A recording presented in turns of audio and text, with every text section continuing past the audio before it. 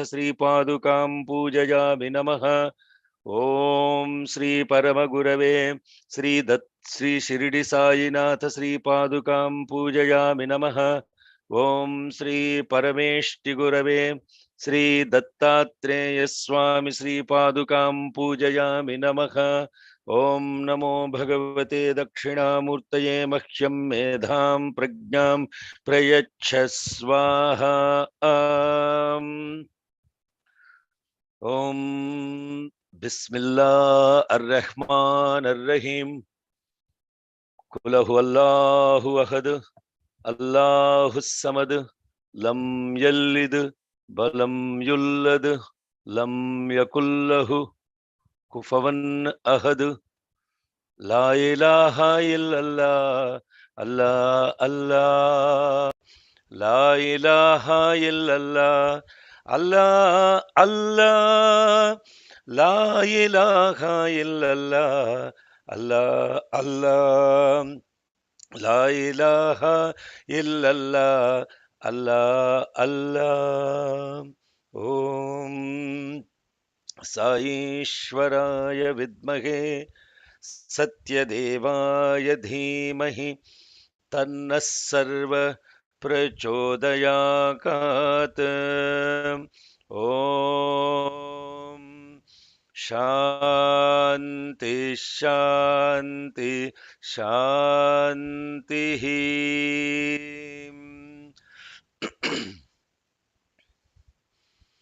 श्री साईश्वराय नमः। हरिः ओम। अथ कीलकस्तोत्रम्। ओम अस्य श्री कीलकमन्त्रस्य शिव ऋषिः अनुष्टुप् छन्दः श्री महासरस्वती देवता श्री जगदम्बा प्रीत्यर्थं सप्तशती पाठाङ्गजपे विनियोगः। ॐ नमश्चण्डिकायै। ॐ मार्कण्डेय उवाच। ॐ विशुद्धज्ञानदेहाय त्रिवेदी दिव्यचक्षुषे श्रेयः प्राप्तिनिमित्ताय नमः सोमार्धधारिणे। सर्वमेतद्विनायस्तु मन्त्राणामपि कीलकं सोऽपि क्षेममवाप्नोति सततं जाप्यतत्परः। सिद्ध्यन्त्युच्चाटनादीनि वस्तूनि सकलान्यपि। सिद्ध्यन्त्युच्चाटनादीनि वस्तूनि सकलान्यपि। एतेन स्तुवता नित्यं स्तोत्रमात्रेण सिद्ध्यति। न मन्त्रो नौषधं तत्र न किञ्चिदपि विद्यते। विना जाप्येन सिद्ध्येत सर्वमुच्चाटनादिकं। समग्राण्यपि सिद्ध्यन्ति लोकशङ्कामिमां हरः कृत्वा निमन्त्रयामास सर्वमेवमिदं शुभं। स्तोत्रं वै चण्डिकायास्तु तच्च गुह्यं चकारसख। समाप्तिर्न च पुण्यस्य तां यथावन्नियन्त्रणाम्। सोऽपि क्षेममवाप्नोति सर्वमेव न संशयः। कृष्णायां वा चतुर्दश्यामष्टं यां वा समाहितः ददाति प्रतिगृह्णाति नान्यथैषा प्रसीदति। इत्थं रूपेण कीलेन महादेवेन कीलितं। यो निष्कीलां विधायैनान्नित्यं जपति सुस्फुटं। ससिद्धः सगणः सोऽपि गन्धर्वो जायते वने। न चैवाप्यटतस्तस्य भयं क्वापि हि जायते। नापमृत्युवशं याति मृतो मोक्षमवाप्नुयात्। ज्ञात्वा प्रारभ्य कुर्वीत ह्यकुर्वाणो विनश्यति। ततो ज्ञात्वा त्वैव सम्पन्नमिदं प्रारभ्यते बुधैः सौभाग्यादि च यत्किञ्चित् दृश्यते ललनाजने तत्सर्वं तत्प्रसादेन तेन जाप्यमिदं शुभम् ॐ शान्ति शान्ति शान्तिः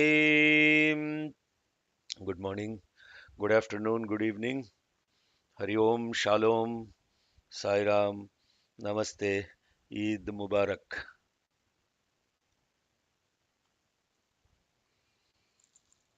very auspicious day today which is called Tolid Dwadasi, a very special day for this body and also billions of people celebrating Eid, Bakrid, Eid ul Fitr, and Hindus celebrating Ashadhi and the Guru Purnima.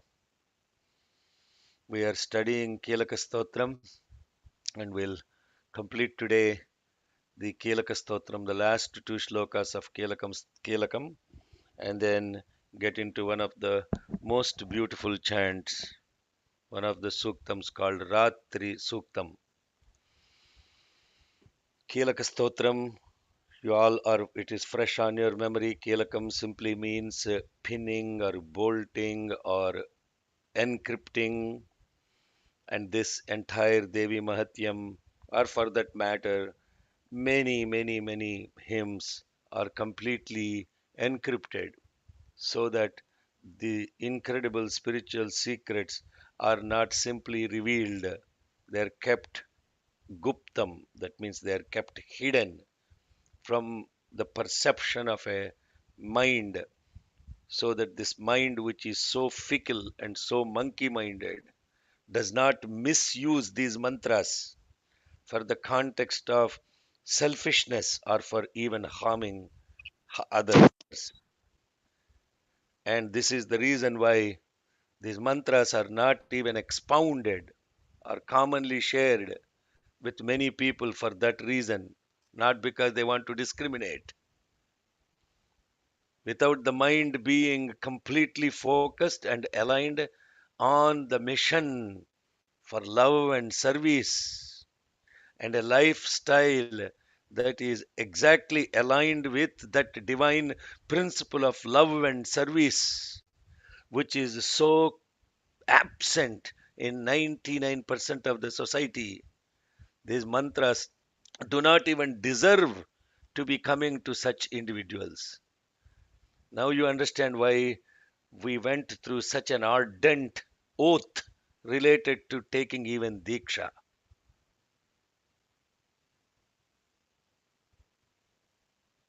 Least to say that one of the person that actually got into and misused this and created a world war. I'll stop at that.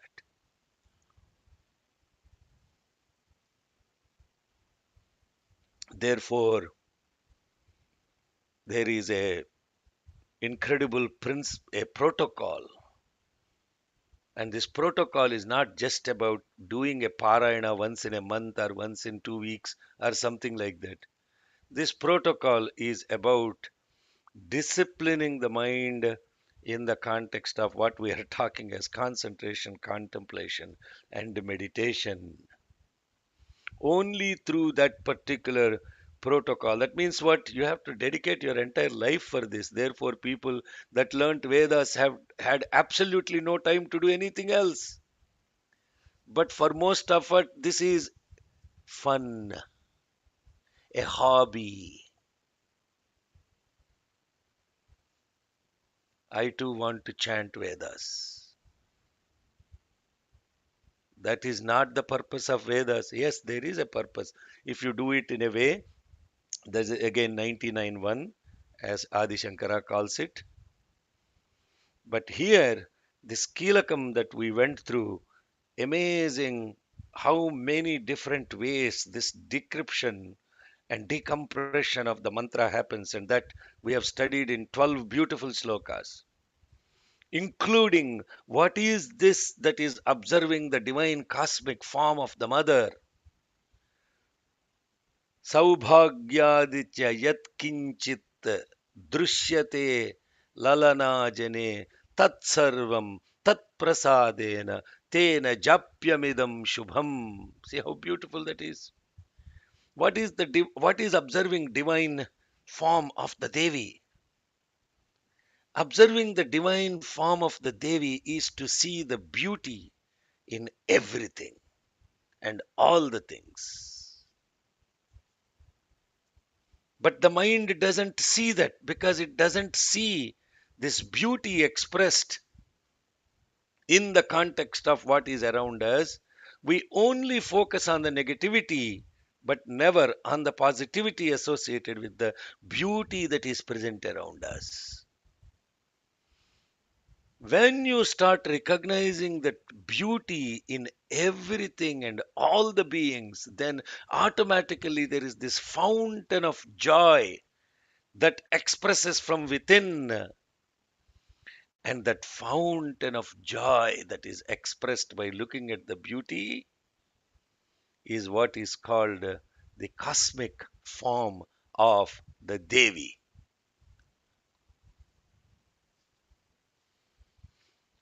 So therefore, Saubhagyadicha yat kinchit, whatever little you have observed, drusyate, you are seeing, and lalanajane means the one who actually care to observe that, they will recognize that there is beauty and joy that are intermingled with each other. As the poet John Keats said, a thing of beauty is a joy forever, and expressed that very beautifully by another poet in Telugu, Andame Anandam, Anandame Jivita Makarandam. Andame Anandam. Beauty is happiness. Happiness is beauty. If you are unhappy, you are ugly. You look ugly. Go look at your face. I mean, if you go look at your face when you are unhappy, you will look ugly. 100% you will look ugly. And Swami calls that as castor oil face. Castor oil face means the one who drinks castor oil. If you go drink castor oil and look at your face, how it looks, that's exactly how you will look when you are unhappy. But when the beam of joy is expressed because you noticed something beautiful, and not tying that beauty with name and form, then you lost it. Hello, Sairam. This is very beautiful meditation. It's a very beautiful meditation. Try doing this 100%. Go for a walk, sit, look at the sky without calling it the sky. Look at the flower without calling by its name. Look at a bird. Don't tell what's the name of the bird. Just watch it flying. Just observe it. Just look at it. Look at the beauty. Automatically, you will 100% connect with that beauty because that beauty is present within, and the concordance of the beauty that is within you with the concordance of the beauty within what you observe, that concordance being that merger is what is called peace. You feel peaceful. शनैस्तु जप्यमानैस्मिन् स्तोत्रे सम्पत्तिरुच्यकै भवत्येव समग्रापि ततः प्रारभ्यमेव तत्. If this stotra is chanted gently without haste, meaning what? Meditating on its true inner import, then one will attain the highest wealth, the wealth of highest kind. Shenaistu japyamanesmin stotre sampattihi uchyakai. Sampatti means wealth. Ultimate wealth one will receive if you actually chant this stotra in the context of contemplating on it. Not when you're trying to practice how perfect you are saying all the swaras, all the visargas, bindu, matra, pada, pada, akshara. That is concentration. When you actually chant, looking at the meaning of it while you are chanting, that is contemplation. When you actually visualize the mantra right in front of you, that is meditation. All the three are interlinked. Concentration, ekagrata. Ekagrata means the mind is just fixed on it. Then there is a smarana. Then there is dhyana. Smarana, in which the mind is now dissolving in it. Dhyana, there is nothing left of the thought. No knower, no knowledge, no knowing. That is dhyana. You become one with it. Bhavatyeva samagrapi tatah prarabhyameva tat. One becomes total, whole. That means there is no, this is meditation. One becomes whole. Bhavatyeva samagrapi. Samagram means total. The sum total. Not what is the observed, the observer and the observance are separated. That is three-way division. Samagram means Purnamada, Purnamidam, Purnat, Purnamudachyate, Purnasya, Purnamadaya, Purnameva Vasishyate. You become one with that, then it's total. And in that total, therefore, one should tataha prarabhyameva tat. Therefore, you start looking at this Devi Mahatyam, using the Kavacham, the Argalam, and the Keelakam as the preamble, the Purvangam. That means you are completely, totally preparing yourself to be present. What an amazing on Thursday when we did the 4 hours of chanting. And because once you get to this, then there is Nyasa, then there is this Rātri Sūktam, which is amazing. It's an amazing Sūktam. I will tell the meaning of the next one also so that brothers can complete the chanting. Aishwaryam yat prasadena Saubhagyarogya Sampadaha Shatruhanif paro mokshastuyate sanakinjanaihe. By whose grace all the divine qualities of Aishwaryam, which is nothing to do with what we think as wealth, as in material wealth. Aishwaryam is really a word that means much beyond what we think as the physical material wealth. That Aishwaryam is awakened. Aishwaryam yat prasadena. Saubhagyam, auspiciousness. Arogyam, Arogyam is health. Sampada, wealth. See, now they separated. Starts with Aishwaryam. Aishwaryam is actually Ishvara Kataksham. One which is directly given by Ishvara is Aishwarya.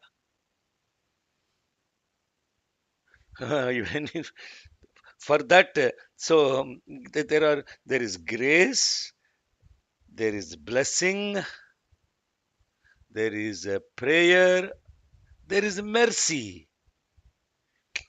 Mercy, grace, blessing, prayer, all these are different meanings. Sairam, all of this comes because only by one thing. You have to put your head at Swami's feet and 100% genuinely ask him, Swami, what does this mean? You should not leave him. He will get vexed and frustrated and he'll say, okay, I have to give this to this fellow.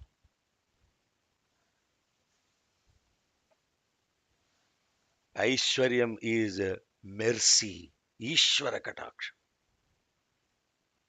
Not only that, if you don't want, it's not easy to receive Ishvara Kataksha. God forbid.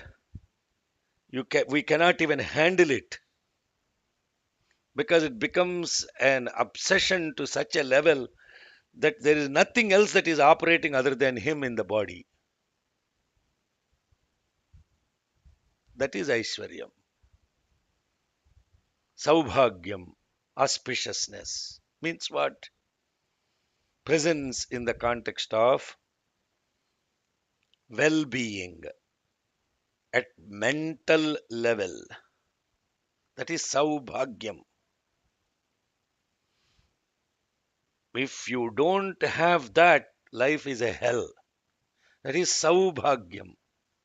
Arogyam, physical health, mental health, and wealth. Sampada. All those will get. Not only that, Shatruhanihi paro mokshaha, by whose mercy, this is the beautiful word, by whose mercy enemies are eradicated, Shatruhanihi, and by whose special grace one finally attains the highest liberation, the highest or the ultimate in liberation, which is moksha. Then there is a question. Stuyate sana kinjanaige. Why wouldn't she be praised by the people who is all merciful? You understand? So now, when you understand the meaning of this, then you listen to the shloka and you learn the shloka. Then what happens is your mind will automatically get fixed on it. It has no other way to go.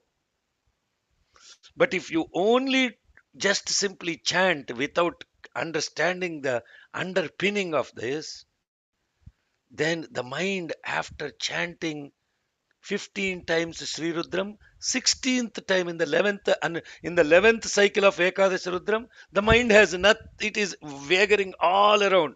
What is happening tomorrow? How should I manage my day? What is with the, how should I manage my 401? All these thoughts are running just in the 10th cycle of Rudram only. First cycle, everybody chants, Oh, Ramo Bhagavate Rudraya. Seventh cycle come, Om Namo Bhagavate Rudra. The fellow doesn't even open his mouth and chant. This is what happens.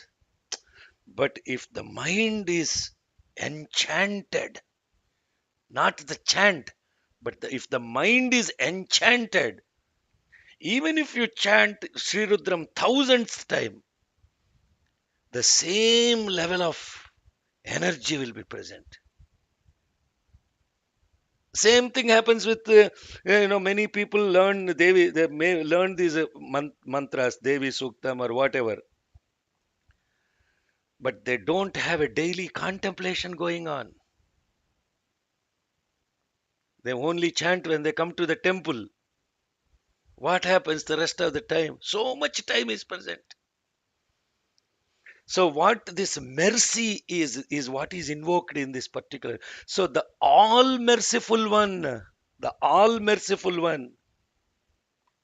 who is giving you the ultimate grace, Aishwarya, the ultimate holistic presence of mental health, physical health, and wealth, and on the top of it, eradicating all the enemies so that you are 100% graced with the ultimate liberation. Which fool will not want to invoke that presence? That's the question. Stuyate sana kinjanaihe. Stuyate kim. Why wouldn't they invoke? Stuyate kim. Why wouldn't they invoke? Sa means her. It is a feminine. Sa means her. Saha means man, gender, male gender. Sana kim janai. Janai means people. Why wouldn't people want to invoke her, who is nothing but mercy? This is very important. The word mercy is very important. The word grace is very important. Blessing is very important. 99% of the people simply say, with the grace of Bhagavan Sri Satya Sai. They have no idea what they're talking about. With the grace of Bhagavan Sri Satya Sai Baba. No, we surrender at his lotus feet. We offer our humble pranams. What is pranam? What is grace? What is blessing? What is mercy? What is prayer? Ask these questions. Don't simply use words that you don't even understand, because then they become empty. They become empty because they're not filled with the intent. There is no content because you don't have intent. If you don't know the meaning, then you don't intend it. Correct? Hello, Sairam, am I making sense? If you don't know the meaning of what you're saying, you are not intending it. That means there is no content in it. How do you expect God to react to that? If you ask somebody a question, you expect an answer for them. So when you ask the question, you ask it with an intent. But if the person who is receiving the question doesn't even see the content in the question you asked, they won't respond. So a lot of people ask, why does God respond not to me? Because you have no content. It is empty. So this all-merciful one, this is a very beautiful mantra, because the mother is nothing but mercy. Mercy means it is given out of pure love, unconditional love. So we'll complete these two shlokas, and that thus concludes Devi Keelaka Stotram. I explained two shlokas for a long time, so you're all must be getting bored now. 30 minutes for two shlokas. That's a long time, no, Martin? Yeah.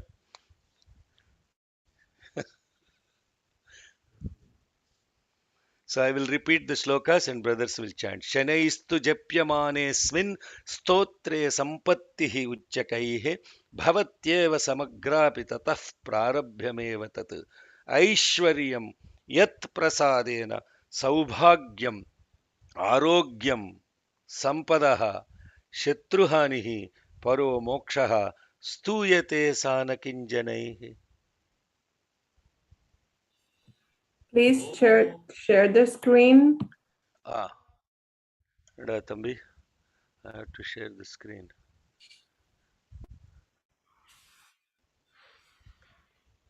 Okay, who is sharing? Bala? Who is sharing? Uncle, I shared, Uncle. Okay. Not seeing? No, I'm seeing myself here. Okay, now good.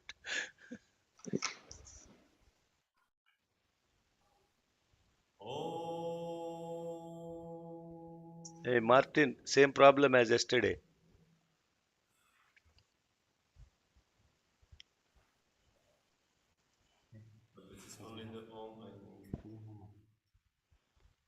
Are you connected to the external?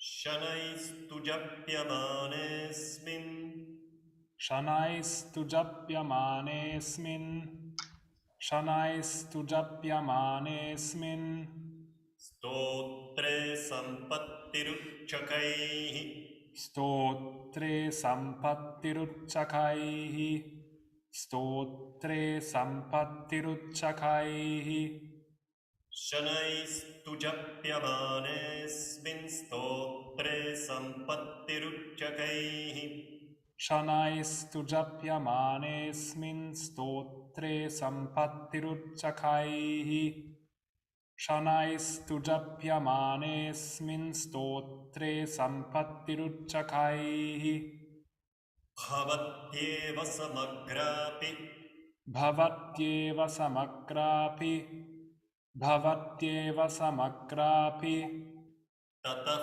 prarabhyameva tat Tatah prarabhyameva tat Tatah prarabhyameva tat bhavatyeva samagrapi tatah prarabhyameva tat Bhavatyeva samakrapi Tatah prarabhyameva tat Bhavatyeva samakrapi Tatah prarabhyameva tat शनैस्तु जप्यमानेऽस्मिन् स्तोत्रे सम्पत्तिरुच्चकैः भवत्येव समग्रापि ततः प्रारभ्यमेव तत् शनैस्तु जप्यमानेऽस्मिन् स्तोत्रे सम्पत्तिरुच्चकैः भवत्येव समग्रापि ततः प्रारभ्यमेव तत् शनैस्तु जप्यमानेऽस्मिन् स्तोत्रे सम्पत्तिरुच्चकैः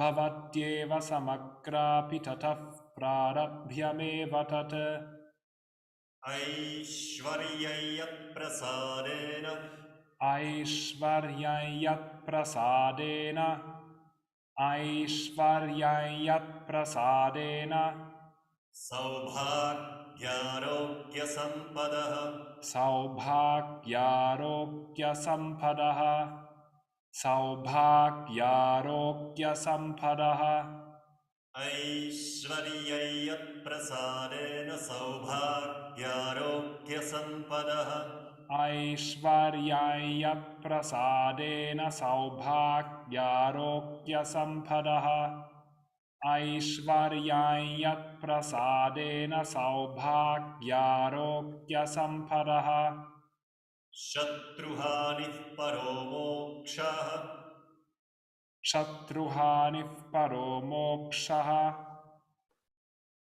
शत्रुहानिः परो मोक्षः स्तूयते सा न किञ्जनैः स्तूयते सा न किञ्जनैः स्तूयते सा न किञ्जनैः शत्रुहानिः परो मोक्षः स्तूयते सा न किञ्जनैः शत्रुहानिः परो मोक्षस्तूयते सा न किञ्जनैः शत्रुहानिः परो मोक्षस्तूयते सा न किञ्जनैः ऐश्वर्यै यत्प्रसादेन सौभाग्यारोग्यसम्पदः शत्रुहानिः परो मोक्षस्तूयते सा न किञ्जनैः ऐश्वर्यं यत्प्रसादेन सौभाग्यारोग्यसम्पदः शत्रुहानिः परो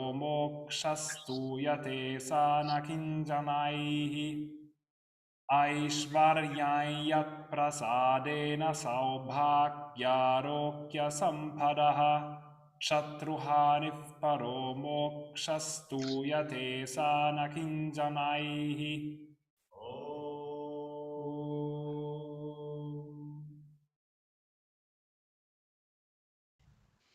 इति देव्याः कीलकस्तोत्रं सम्पूर्णम् ॐ Shri जगदम्बार्पणमस्तु.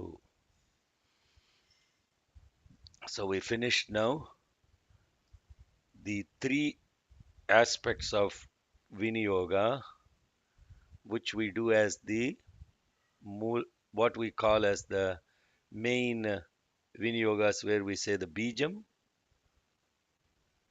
the Shakti, and the Keelakam. Okay, Sairama, you can unshare now. Bala, yeah, thank you. Now this Shakti, Keelakam, Kavacham is the Bijam, Argalam is the Shakti, and Keelakam is the Keelakam for the entire Devi Mahatyam. The Stotras themselves are. Then as part of the Devi Mahatyam, there are two Vedic chants, and these are the only two Vedic chants directly from Rigveda that are chanted as part of Devi Mahatya Parayanam or Saptashati Parayanam. And one of them is chanted in the Purvangam, in the Preamble, and the other is chanted as the prefix and the suffix, right? So the prefix Purvangam will have the Rātri Sūktam, and the suffix, the Uttarangam, after completing the chanting, is Devi Sūktam. And these two suktas, mainly the Rātri Sukta and the Devi Sukta are directly from Rigveda. And as I said, these are the only two Vedic chants. The rest of them is just very simply shlokas set to mostly Anushtup Chandas, but there are other chandas that come in fourth chapter and fifth chapter, etc. But primarily, most of them are in Anushtup Chandas. They are composed by Veda Vyasa as part of the 18 Puranas. Devi Mahatyam is part of Devi Bhagavatam, which is part of the 18 Puranas that were expounded by Bhagavan Veda Vyasa. And this particular Ashada Purnima that we are celebrating is called Vyasa Purnima. And this Veda Vyasa's grace only, all these Vedas were recodified so that he brought in only what they call, it's an amazing thing. When Veda Vyasa visualized all the Vedas, because the Vedas are the Chaturmukha Brahma, the four-headed Brahma, the son of Vishnu. And when he looked at these Vedas, these were mountains of knowledge, mountains of it's incomprehensible. Out of which it is said only a fistful of that mountains Veda Vyasa took and brought forth as the Rigveda, Yajurveda, Samaveda. Vedas is three. But then the Atharva Veda is further decodification based on these other things. Now, all of you know this, I assume. All the Vedas, primarily, majority of it is about Karma Kanda and Upasana Kanda. Karma means ritual. Karma not like what we think karma. Some people use this word karma saying that when they do their duty, they say, I am a karma yogi, I am doing my duty. That's not what karma is. Karma, actually, as described by the scriptures, that is the only thing that's called karma. Agnihotram, Sandhya Vandanam, only that is counted as karma. All the rest of the stuff you're doing is not karma. It's what animals also do. Hello. Mother duty is not just unique to human being. Jnanepi yat yat pasyaitan patanganchava. We chant this slokam in the first chapter. Sorry, my voice is gone because of all the chanting and singing and everything that happens other time. So apologies. So these duties that we think as karma, they're not defined as karma. Only karma prescribed, only actions prescribed by the Vedas is counted as karma. And so yajna, yaga, all those things. And then there is also aspect about upasana, where there is contemplation related to the divinities, etc. That is upasana. And then there is the actual thing called Upanishads, which is the Jnana Kanda, the ultimate gems of supreme knowledge and wisdom that helps you to realize yourself or to get liberated from the cycle of the Karma Kanda and the Upasana Kanda are still binding. But this Jnana Kanda is the only one that gives liberation. And that is what is Upanishads. And it's anyway, why did I get into this? Only out of gratefulness to Bhagavan Vyasa,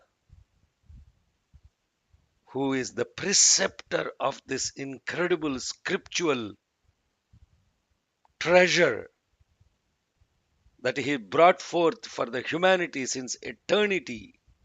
The Vedas were all present, only Bhagavan Vyasa extracted, accepted, and created these. Now, that itself is impossible to comprehend. Now, imagine what it is Vedas. Mountains he saw, of which only fistful he accepted. And what we chant, there were more than there are 1008 Upanishads, and each Upanishad is the end or the extract of executive summary of wisdom of each of these Vedas or Samhitas. And so there are more than 1000 Samhitas. And of the Samhitas, the extraction portion is the Upanishad, which is the Jnana Kanda, which is the Jnana, the wisdom, the supreme spiritual wisdom. And now those 1008 Upanishads were given by Bhagavan Dattatreya as the next Guru, the Trinity, to none other than Parashurama. And then out of that, only 108 today are most commonly used 108 Upanishads. And out of that 108 Upanishads, people at the most will get to study 10 Upanishads in their lifetime. Now, what can can you understand the scope of how limited our knowledge is? We chant Rudram and we think we are Vedic experts, and we start teaching other people the Rudram also. How limited it is. This brings humility. This brings humility on how simple and stupid we are in the context of the spiritual wisdom. That doesn't, I'm not saying that to intimidate or to feel guilty or nothing like that. Huh? Don't get any of those feelings. It's only to imply, array, fellow, how limited your knowledge is.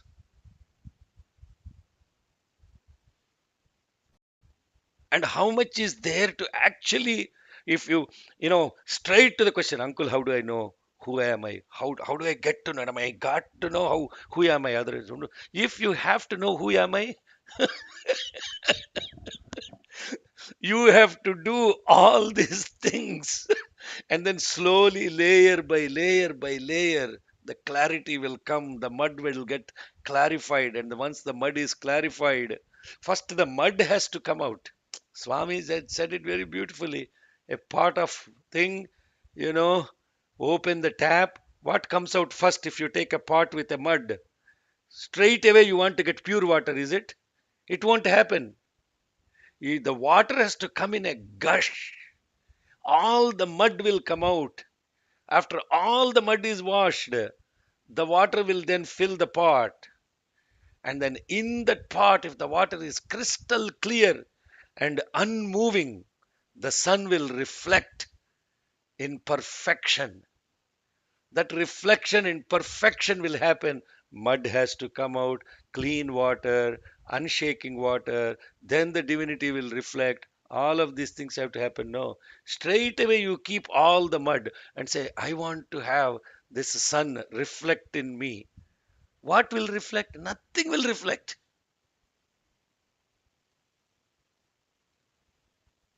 So, what I'm trying to say is, with all humility, with all reverence to Bhagavan Vyasa, during this Guru Purnima time, this Ashada Purnami is Vyasa Purnima. It is Vyasa Purnima. It is 100% in reverence to Veda Vyasa. Of course, since many people do not even know who Veda Vyasa is, it has come to a point of take your Guru and call him Vyasa. So Guru Purnima, then in the Guru also there are 7. Everybody is a Guru. Oh my God. The word Guru has lost its meaning, therefore I don't want people to call me Guru. So, where we are going with this is this Rātri Sūktam is one of the beautiful Rigvedic chants. And before you have to understand what Rigveda is, what Yajurveda, I don't want to get into all of that. It's too much of a subject to get in the context of what we are learning now.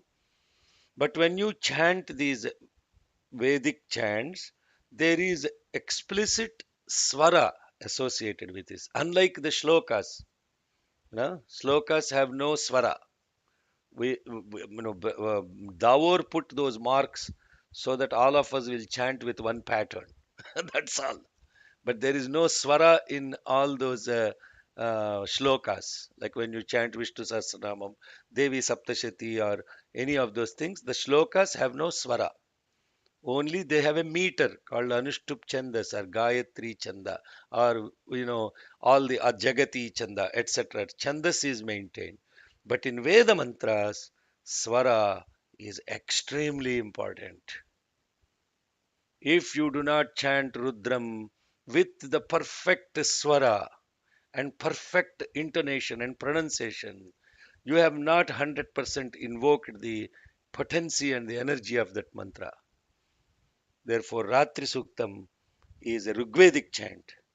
How is it different from an Yajurvedic chant? Now, the Rigvedic chants have a, predominantly speaking, the major difference between Yajurveda chant and Rigveda chant is that when you chant Yajurveda, the Swaritam is pronounced as a Hrasvam, like Om, okay, which is the Okay, let's take Rātri Sūktam itself, and I can demonstrate how these swaras. Now, if you don't know what swaras are, what udatta, anudatta, swarita, dirgha, pluta, all those things, Sairam, you have to learn those things before you actually learnt this Sūktam. So, if you are not trained in swaras, how to chant Veda mantras, then you have to first get trained in those. Right? Okay. So this Rātri Sūktam, before I get into Rātri Sūktam, Sūktam means one which is uttered beautifully. Ukti means expression. That which is expressed beautifully is Sūktam. Sa plus Uktam, Sūktam. Rātri Sūktam. What is the meaning of the word Rātri? Most of us translate that into what? Rātri means what for us? Night. Night. Right. Yeah. And night is associated with certain features. What happens in the night? And then it has to be good night. Otherwise, it's a nightmare. Hoodnacht. No, Yanis. Hoodnacht. Night.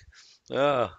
So, what is what is night? See, immediate, beautiful. So immediately Uma Shakti replies, darkness. 100%. That is the colloquial awareness.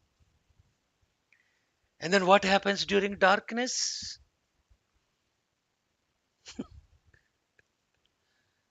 What comes in dark? What comes with darkness? Fear. Fear. Yeah. Fear. Yes, yes. Now you see, this is the awareness of the and I'm not trying to judge this in any way. This is the common awareness, the colloquial awareness.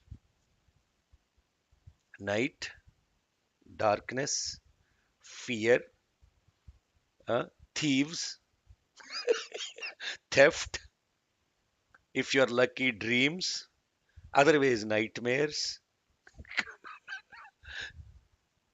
This is the phenomenon of Rātri for us. Does anyone on this call has a different experience of a night?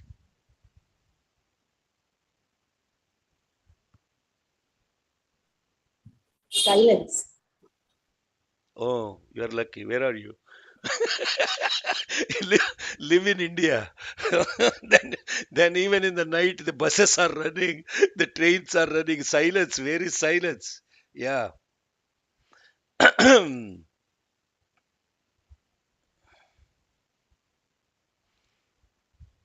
Opportunity to refresh mind. Okay, nice. Some replies are coming. Absence of light, sleep and rest. You lose Somebody, your awareness. Rajesh Kumar Katukuri replied PIECE, peace. Uh, PIECE or PESE, Rare. Yeah, Rajesh.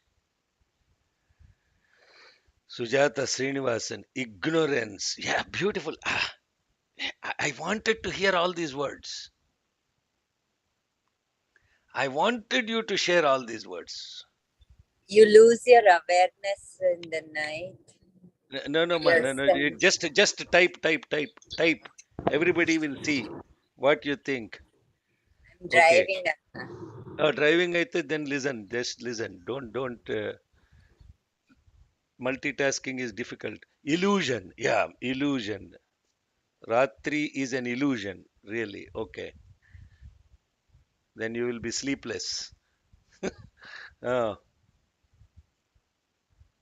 the easy, the main control. That. Okay. I didn't understand that, but I guess it means mind control. Okay. Blindness. Senses rest and mind rest.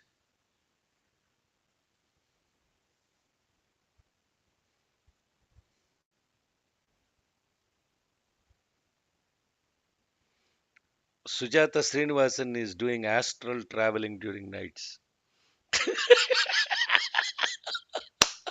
I'm sorry, I'm laughing because, oh my God,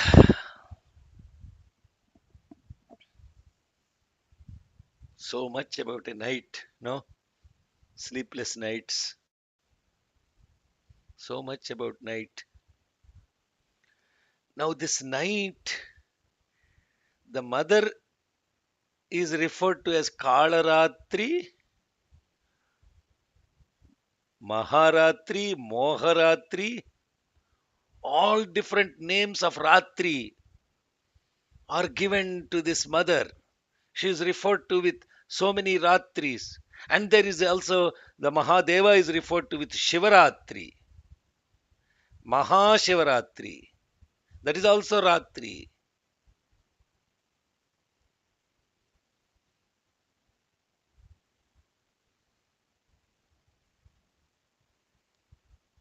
Tamas. Okay, Tamas. Translate, Jay Anish. Translate that into English. Tamas. What is Tamas? Slumber. Hmm, just type in the thing, don't reply. Dullness, slowness, one with consciousness. What? Okay, now I will ask you guys. If I didn't understand, I'll ask you to expand because I don't connect to what Satya is saying. One with consciousness. What is one with consciousness? Ratri? Yes, sir. Sorry, delayed it and sent it across to Okay, meaning of that means what is unique about Ratri then? It is also even when you are awake, there is consciousness. So consciousness is not unique to Ratri. How we perceive Ratri is what I'm trying to get. And the most common replies are about, very simply speaking, night means darkness, night means dullness, night means ignorance, night means fear, night means dreams, night means nightmares.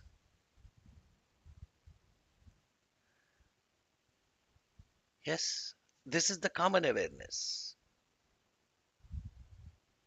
So now you can stop repair. Don't. I don't want to look at the chat anymore. Let us be present. Ratri is not just time. Ratri, day and night both are time. We are focusing on what is unique about Ratri. What is unique about Ratri? Not what is common consciousness, time, awareness. All those things are not just unique to Ratri or the night. I don't even know what is the etymology of the word night in English. I don't know that. What is the etymology of the word Nakt in German? Janis Martin. Nacht. Where is the word Nacht coming from? Root. I don't know the root in German. You don't know that much Germany. I'm asking Janis. In the night, there our perception is sharp. Our perception is sharp, so it's all the sounds we Mm. can hear. Uh,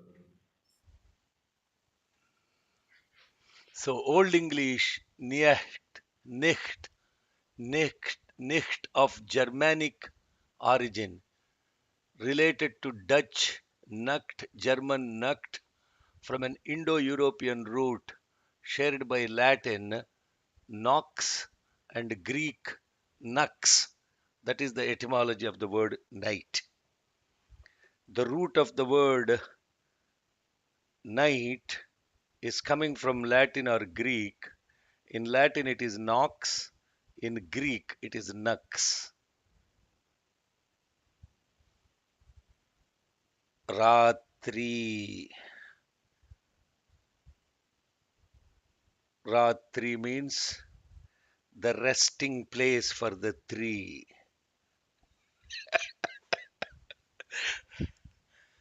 The resting place for the three is Rātri.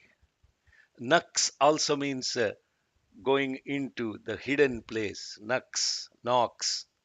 Nox, equinox, right? Nox means referring to that place where there is equality, equinox, equinox. So the root is coming from this place, in at least from the Sanskritam point of view. Ra-3 means restful, and the 3 you can interpret as the 3 in English. The 3, in which the 3 are rested. What are the 3 that are rested?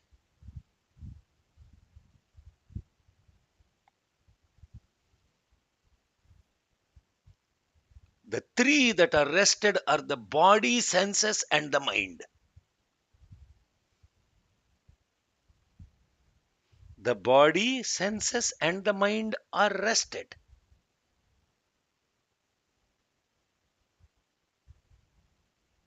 Now, the context of this now, spiritually speaking, there is a place where all the 3 are rested.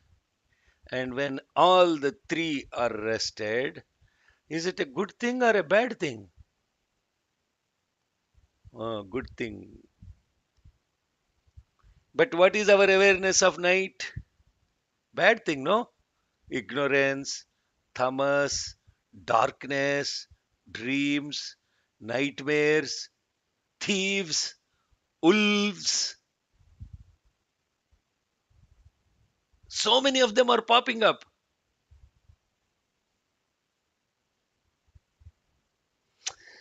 When you go to the first chapter, amazing description of Rātri is given. Amazing description. You see the beauty of Sanatana Dharma?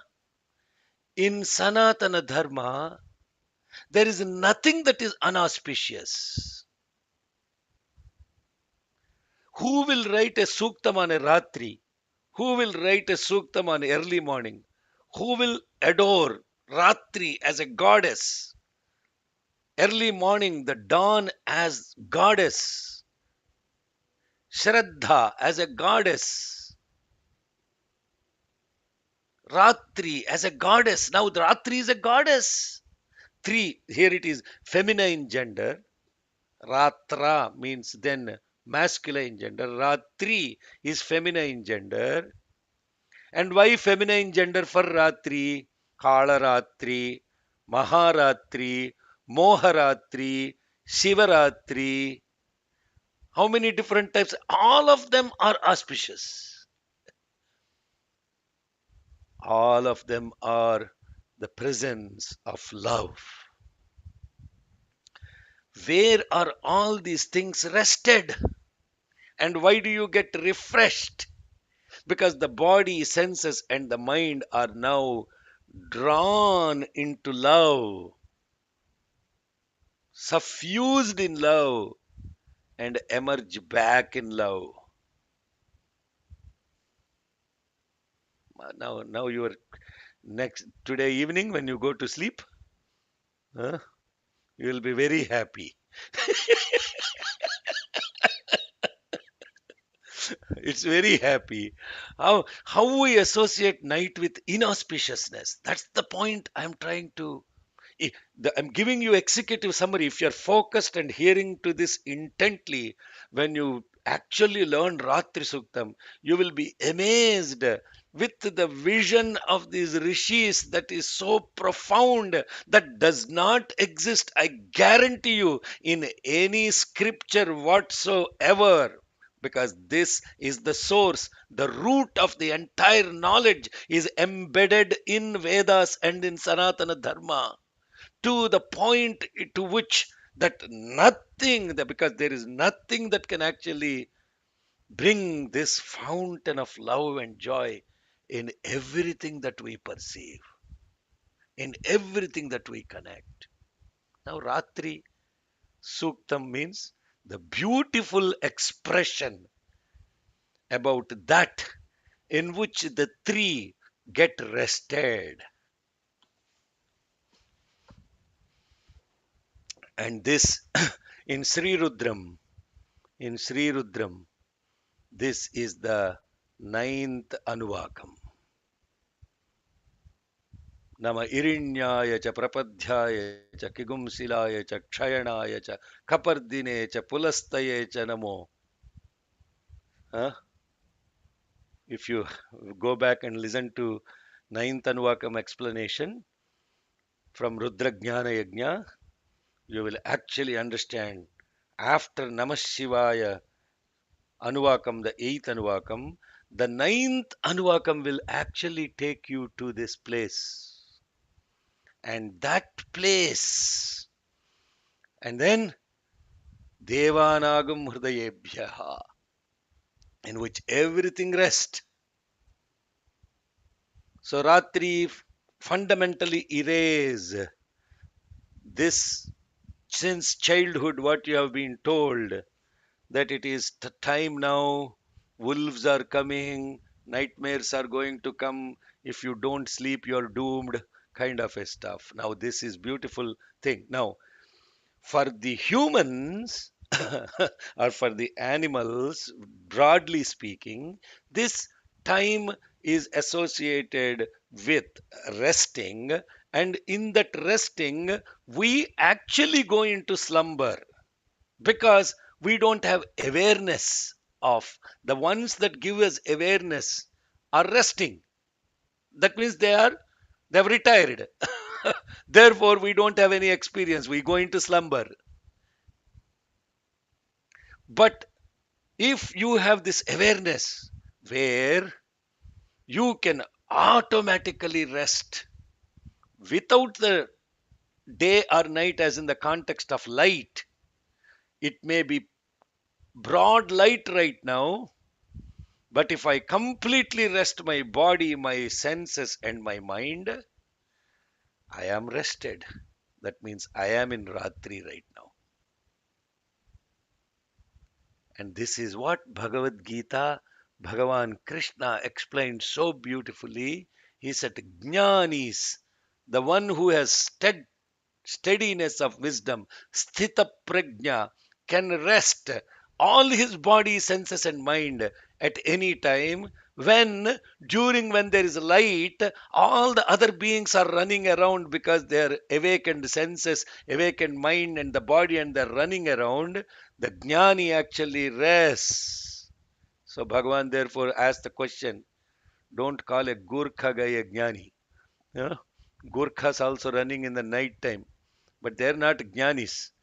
But here, jnani means Awareness present, but everything else rested. Ajnani means, tamas means awareness completely absent. Body, mind, senses shut down. That person has no awareness because that person's awareness is dependent on these instruments. Whereas the jnani's awareness is independent of the instruments, as in body, mind, and senses. Are you all now connecting? Hello, Sairam. Am I talking to myself? Markandeya, what is Rātri now? You are all confused. Huh? Beautiful. I think we are 10 minutes over. I thought I would get started on it, but we'll take a few questions. And next week, I uploaded the files already. But those of you who have not formally understood how to chant Veda mantras, you have to first learn how to do that. And to do that, either approach a person who knows how to chant and explain to you what Swaritam is, what is Udattam, what is Anudattam, what is Plutam, what is Dirgham, what is Hrasvam. All those things are not simply chanting, taking a book and chanting up and down, because you have to understand the intricacies associated with these mantras. And if you do not know that, maybe you should go back and understand that, because before you chant these incredible, the Rigvedam chanting is a little bit uh, sophisticated compared to Yajurvedam chanting. So with that, we'll close with the Kshama Prarthana. Next week, we will start the Rātri Sūktam, and we'll spend a few minutes on the questions. ॐ यदक्षरपदभ्रष्टं मात्राहीनं तु यद्भवेत् तत्सर्वं क्षम्यतां देव नारायण नमोऽस्तु ते विसर्गबिन्दुमात्राणि पदपादाक्षराणि च न्यूनानि चातिरिक्तानि क्षमस्व साईश्वर अपराधसहस्राणि क्रियन्ते हर्निशं मया दासोऽयमिति मां मत्वा क्षमस्व साईश्वर अन्यथा शरणं नास्ति त्वमेव शरणं मम तस्मात् कारुण्यभावेन रक्ष रक्ष साईश्वर हरिः ओं तत्सत् Shri साईश्वरार्पणमस्तु. Yanis Markandeya, thank you very much for your help today. Beautiful chanting as always. Okay, few questions that came up. I don't see anything significant here. Oh, yeah. I think people wanted to know what is the um, difference between a mercy, grace, blessing, and a prayer. Okay, let's start with those four, which is very important. You need to have some common perception of this. And then the prayer is, very simply put, expression of gratitude for which you have already received something from the divine. Prayer is expression of gratitude. You are hungry, food came to your plate, and you are thankful. That is prayer. Prayer is not asking for more. Very important. Where my buddies from Florida, Jai Sai, Vijay Sai, when I asked a long time ago when they were really small kids, I asked what is prayer. Then they said, Uncle, Mama, prayer is something which a lot of people say, but they have no clue what they're saying. That is prayer. This is what a 7, 8 year old Jai Sai Vijay Sai very perfectly expressed. They have no clue what they're saying, but they're saying something and they feel good about it. Uh, but prayer is very simply gratefulness, gratitude for what you have already received. Blessing is that by which everything comes to you, even without you actually seeking for it. You are very thirsty. Somehow water comes and your thirst is quenched. You are very hungry. Somebody kindly offers food for you to partake. This is a blessing. All the physical needs taken care in time, that's a blessing.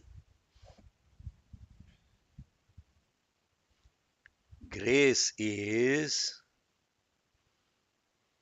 when you try to do things that beyond the scope of your ability to do it with all your mind, all your skills, all your capabilities, everything that you can do, you undertake something which is beyond all that capabilities. Something like an Atirudra Mahayajnam in Badrinath.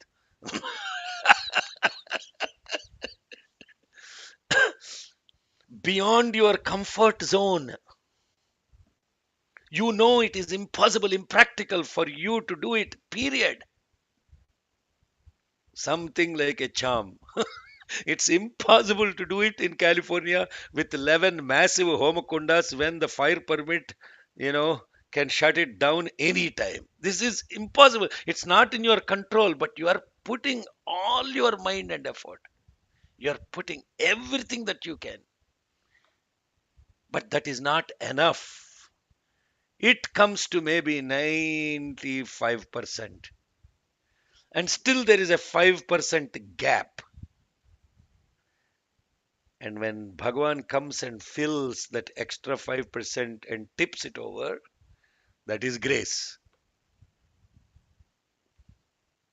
Grace is not with the grace of Bhagavan Sri Sat Sai Baba, I had a sumptuous lunch today. This is not grace, da. This is, even animals do that. That's not grace. Grace is you have to put 100% of your capabilities, your skills, everything that you have, God has given you. Every single bit of it is on the table.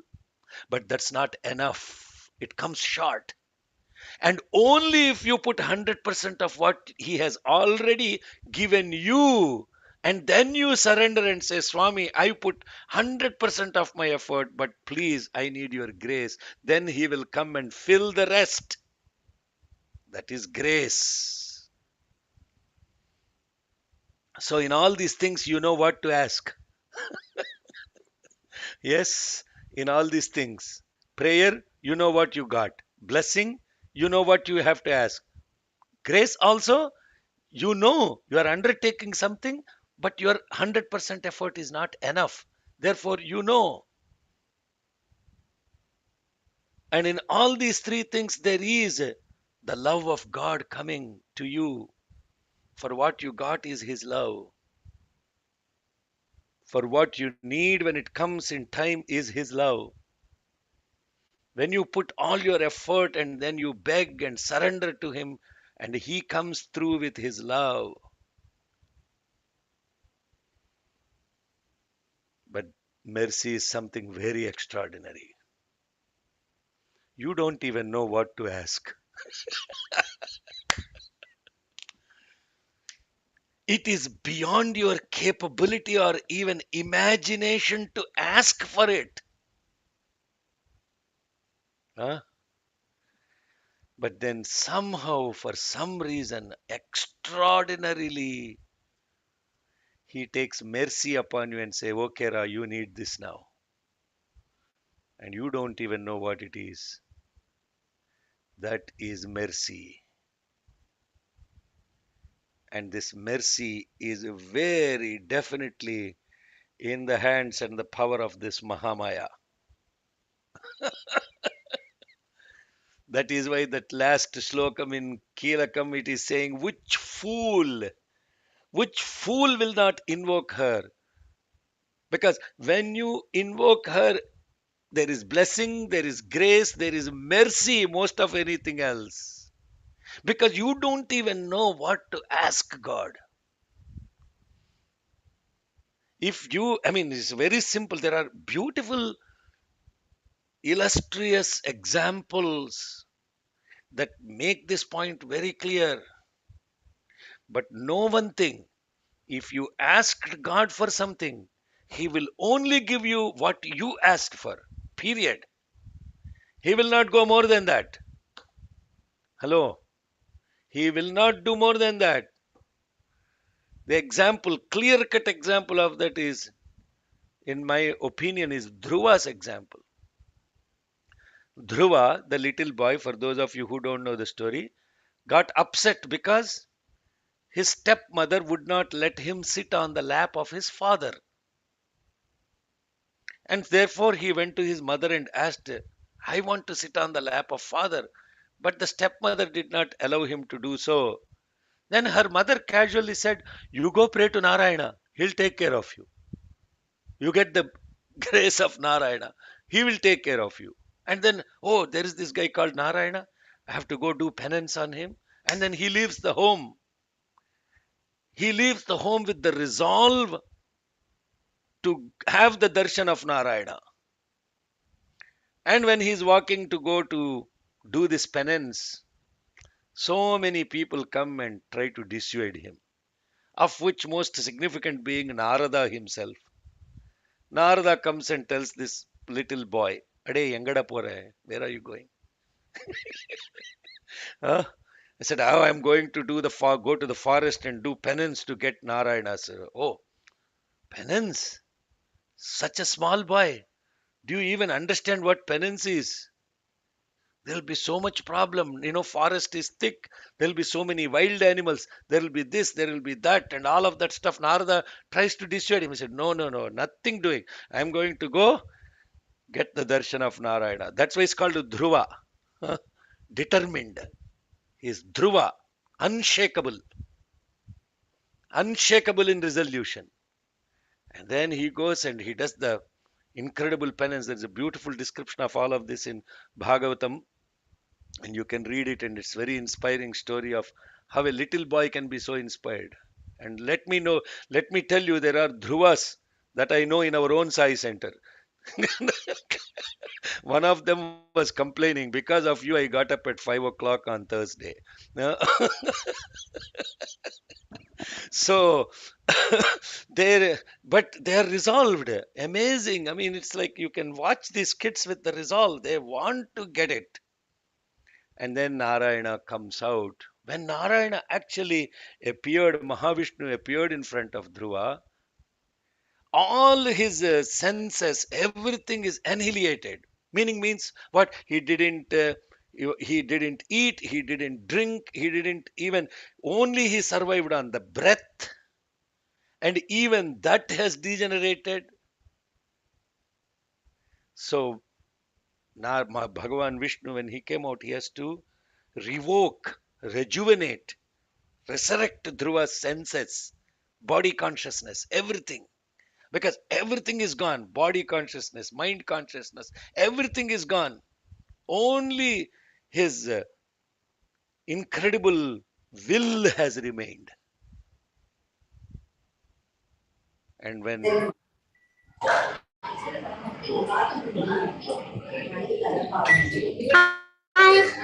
Yes, Sairam. When Bhagavan gives the darshan, he revokes, regenerates, and then he puts his shankam, his shang, his panchajanyam. And then when he revoked Dhruva back, full awareness comes back, and with all his senses, mind and body, he's having this beautiful darshan of Mahavishnu. Meditation. He forgot what to ask. Uh, Now meditation. Now you understand meditation. The first one is concentration. This is meditation. Is amazing, beautiful form of Shantakaram Bhujagashayanam Padmanabham Suresham Vishwadharam Gaganasadrisham Meghavarnam Shubhangam Lakshmikantam Kamalanayanam Yogi Hridhyanagam Yam Vande Vishnum Bhavabhayagaram Sarvalokaikanat. All these shlokas, these are dhyana shlokas. Mind will not move anywhere. You don't even know what to think anymore. When you say apatalana bhastalanta bhuvanat brahmandama visphurat jyotisphatika lingamauli vilasat purnenduvantamrutai astoka plutamekamisha manisham rudranuvakanjapan dhyayedipsita siddhaye dhruvapadam viprobhi shinchet. You have to chant dhyana slokas with connecting to every single word and the inseparable. So Dhruva had this incredible divine darshan of Bhagavan. He forgot what he had even come to ask to the forest. And Vishnu, as usual, the most playful one, asked, "Oh, Dhruva, I am so pleased with your penance. Please ask, what do you want?" What do I want? I don't want anything. I just want to be in your presence. Nothing else. I don't want anything. What do you mean? What do I want? There is no want anymore. In front of God, there is a want.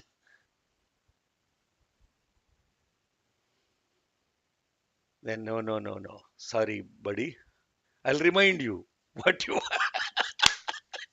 you forgot. But I didn't forget. You forgot for what purpose you came to the forest.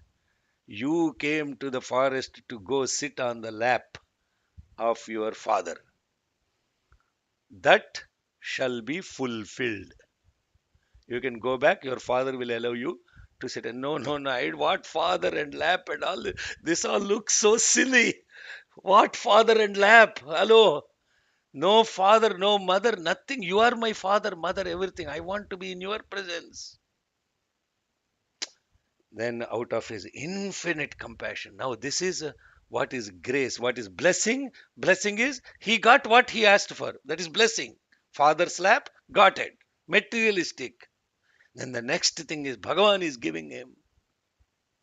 Bhagavan said, "Your resolve is so incredible that you will, after you take Sayujya, when you actually, you will be seen as the star in the North Pole that is unmoving. Therefore, there is a star called Dhruva." So he gave him a permanent place in the stardom, supreme star, unshakable star. No, no, no. I even don't want all of that. What is this you're saying? Please, forgive me. I don't know what to ask. I did not know. I am stupid. I'm a little guy. I asked for father's lap and now you're stuck with all the Noda. You have to, whatever intent. So be careful with what you ask God. He will give only that. Therefore, what you say, Swami, what do you want? Swami, whatever you will, not what I will. Whatever you will, then He will actually give you based on your status of awareness, etc. That supreme mercy. And that mercy is to know yourself and be that.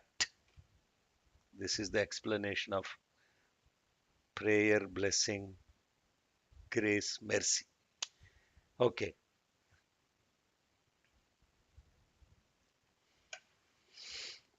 Yeah. Does awareness have a memory in the context of deep sleep? No. What is awareness? Okay. We have to first understand the words properly, no? What is knowledge? What is awareness? They're not one and the same, right?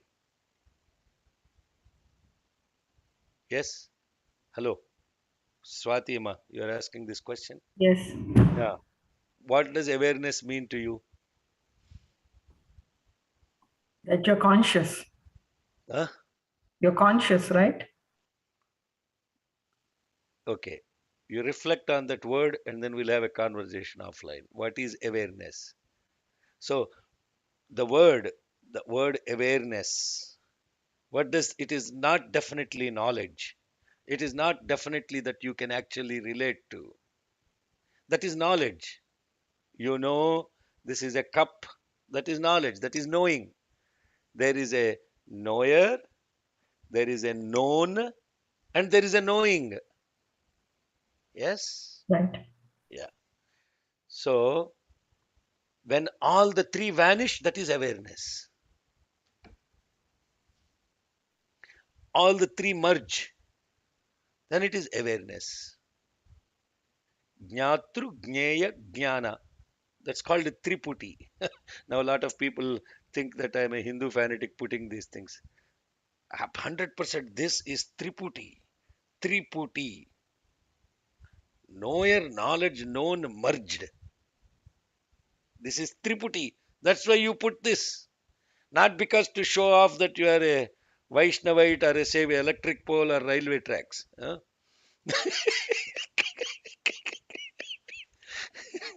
These are not railway tracks. Hello. Huh? This is Triputi. So awareness is in which all the three merge. And that is nothing but existence. That awareness, as we call as the chit, is not knowledge. Knowledge has memory. Awareness has no memory. Yes. Next. Yes, thank you, Sairama. Thank you. Another question: how to do Parayana of DM for 5 days? Should we do Purvanga and Uttaranga? No, no, Sairam, take it. No prescriptions of religious.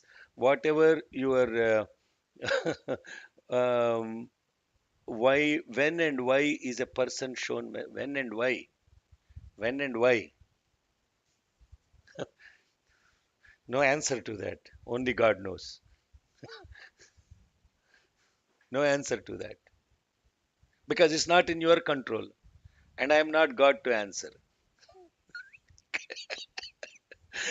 Mercy is undefinable. Okay, physical body, mental body, and energy body. What is that? Oh, this is somebody talking about what is The energy? What is energy body, Chitralekha?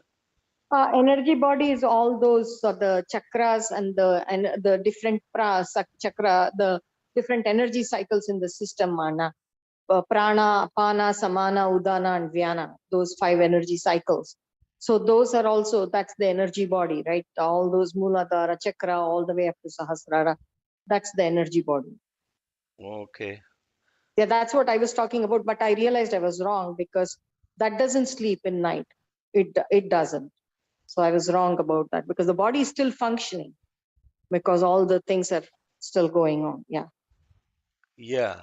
So the So only that's thing that wrong. You were right about the senses and the body and the mind. no, whether it is it's not that who is right, who is wrong, but let us look at it. Mhm. That is so there is a much more deeper aspect of what you are saying in the context that the life or the breathing exists through all the three states. Yes. When you are awake, you are breathing. When you are dreaming, you are breathing. When you are deep sleep, of course, you are breathing but snoring. Yes. The other person is not sleeping.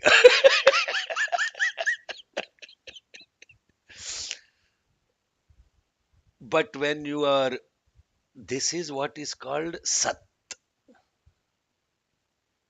This is what is called truth. Why is truth? That which beautifully, day before yesterday, I explained this in the center.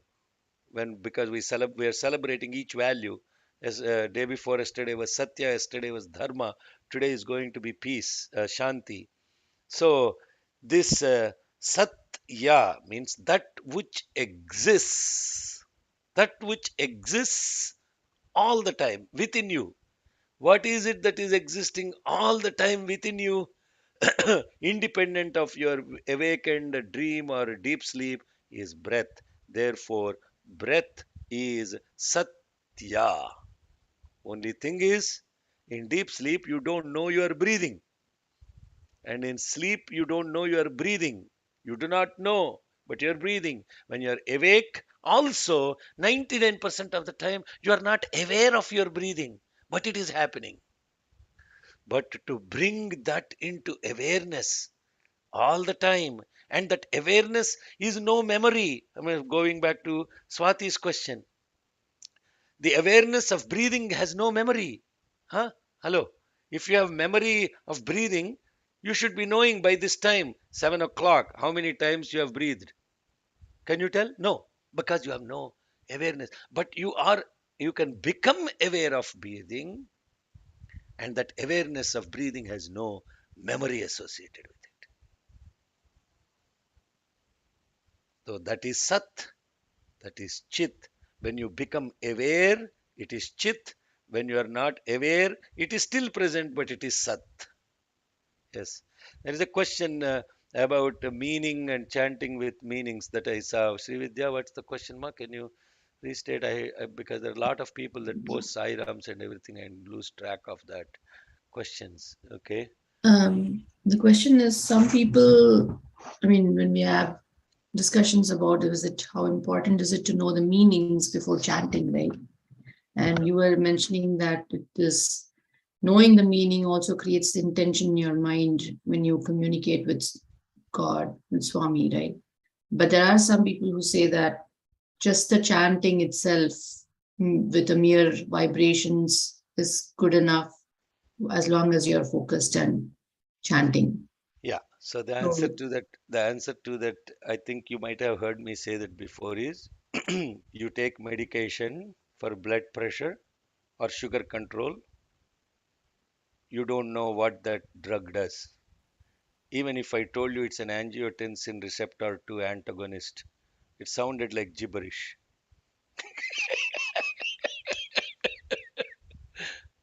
It's metformin, and this is metformin. Nobody knows the mechanism of action.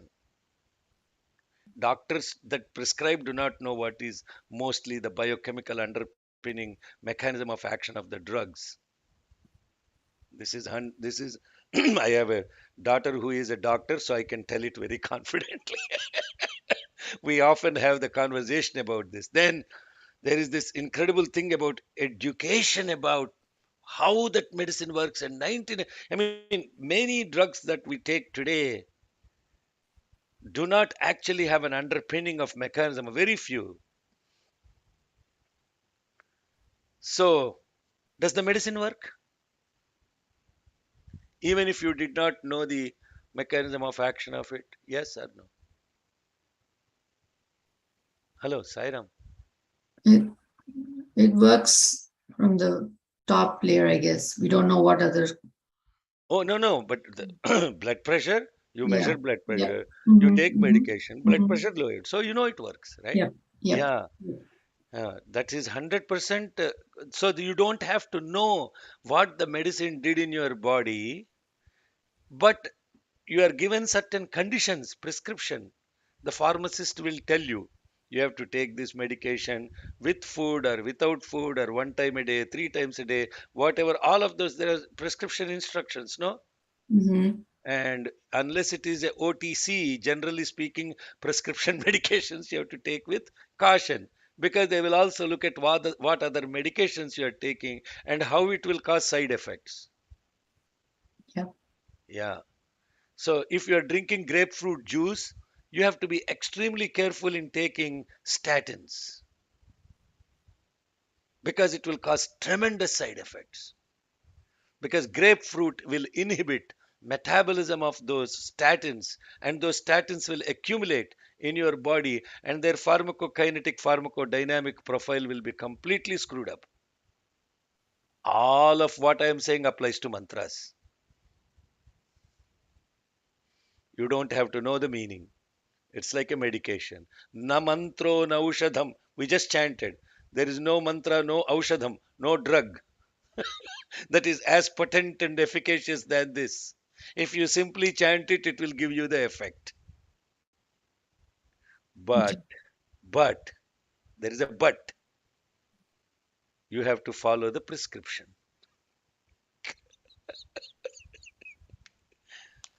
If you don't follow the prescription, there will be tremendous side effects. Yeah. Okay. The person that is telling you don't know the meaning is not telling you the other thing. This is the trick of the person who is telling, hey, you don't need to know the meaning, sir. Just to do what I say, Why do you have to know the meaning? This is all, you chant, it will have effect. And give me $15 for doing puja on your behalf. And I will take all the side effects. Really? Seriously? There are people that pay the priest to do the japam and then give them money to do the japam. Or there are gurus that will collect money and put some tie around your hand and said, all is cured. This is all totally unspiritual. But you should ask the person who said, don't know the meaning. Ask them, sir, what are the side effects? What is the prescription? What are the side effects? He will not even know that because So he doesn't even. Huh? for example, if we are chanting Rudram and we don't know the meaning, but we are chanting in the correct Shruti and the correct intonations. Yes, it will It is have an good. effect. Is that good? No, but the thing is this.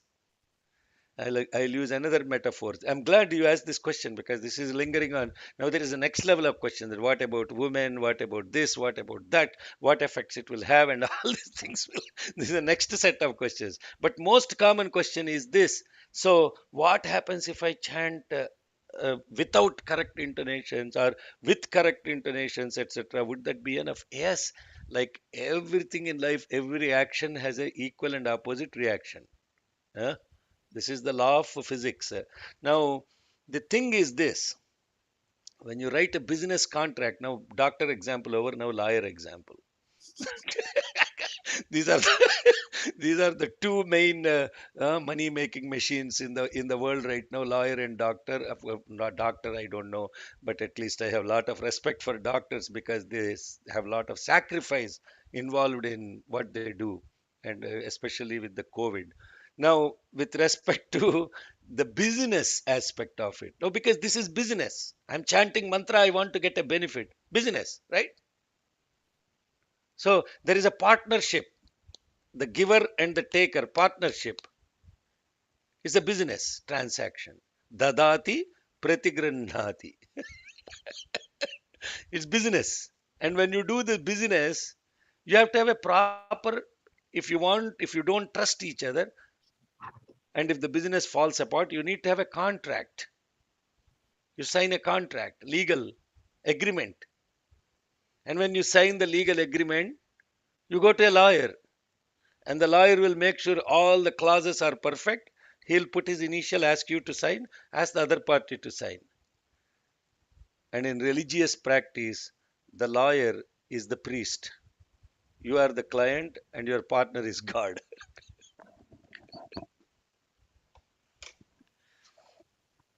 They're also business because I want to get it done so perfectly I get the benefit. And the guy that is giving me the benefit should be bound by contract, which is God. Satyanarayana Vartam. I have to do with all these things. Now the lawyers are so corrupt also that sometimes they'll take the money and don't read the contract properly. So also priests. I see so many Satyanarayana Vartams. My God, the guy doesn't even know how to do Ashtadikpalaka Puja. Or what does it mean to even to read the story about Satyanarayana? It's all completely about fear of God and love for sin. I'm doing sin, therefore I have to pay God to clear that sin. This is the business contract. So I know it doesn't apply to you. I'm just sharing that because that's how common awareness about these religious practices occur. And therefore, if you have a partner and that partnership together is only to love and serve, nothing more than that. There is no selfish intent. Do you need a contract? Do you need a lawyer? Case closed.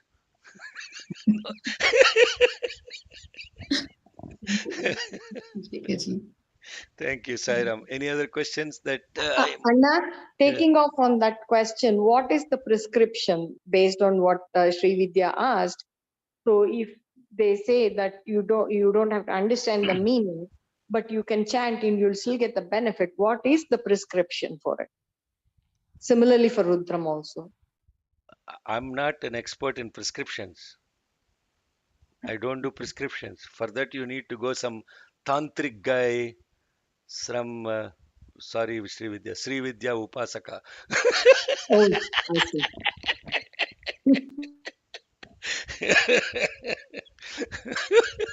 They do actually upasana and tantric vidya yantric. I'm not belittling it, right? It's in itself a prescribed practice where you have to do things perfectly, otherwise it will backfire. So the intent with which you are doing is upasana, and that upasana actually means there is some supreme goddess, and I have to go close to her, as close as possible, so that I get all these powers and everything. And therefore, that vidyas that I get, that siddhis I get, then they will manifest as miracles. And when the miracles manifest, I am now becoming another trap. I'm sorry to say this. But to acknowledge those miracles as simply vibhuti of God. And even if you do not, so which one do you want to take? A prescription path or a path of love and service where unconditional love? I am doing it only for the love of the universe and nothing else. Which path will you take? Love and service. Yeah, thank you. That's why Bhagavan Sri Sat Sai Baba came into the existence. You don't need any of that stuff. Simply love and serve. Help ever, hurt never, love all, serve all. This is the supreme path. There is no other path supreme. Ultimately, all these upasanas, karma kandas, everything, prescription path, everything has to end up there only. Sakkani Rajabata undaga sandulo dooranela manasa. When there is a royal path of love all, serve all, why you go to all this? I'm sorry. I'm not. Again, please be very. I'm being very clear. I am not trying to denigrate or I'm not trying to judge the other paths. But these are very much described in Upanishad. What I am sharing is not my personal bias. Andhantamaf pravishanti. Those that do karma kanda, upasana kanda, they will go through darkness. Andhantamaf pravishanti. This is Ishavasya Upanishad. Go check it out. Read it. Andhantamaf pravishanti. Ya vidyam upasate. And those that this is Bhagavan Adi Shankara has written commentaries about all of this stuff, about what is karma kanda, what is upasana kanda, how this leads to different effects and other things. But then he says the only way to, you know, all of these things is samsara, whether it is karma kanda or upasana, it is still samsara. That means it has a cause effect relationship that is perpetuating, it perpetuates.